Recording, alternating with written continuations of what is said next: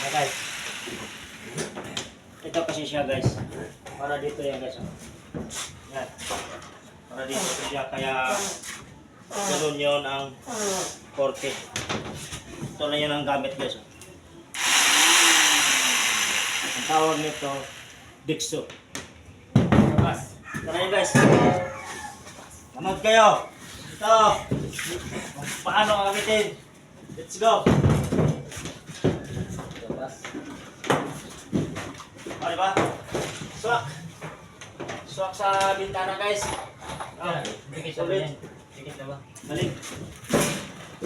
Gabas to guys, gabas.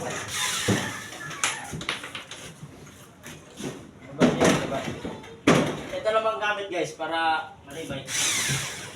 Yan. Ha? Oh, ganun lang yan guys. Sama. Ganun na guys, gabas.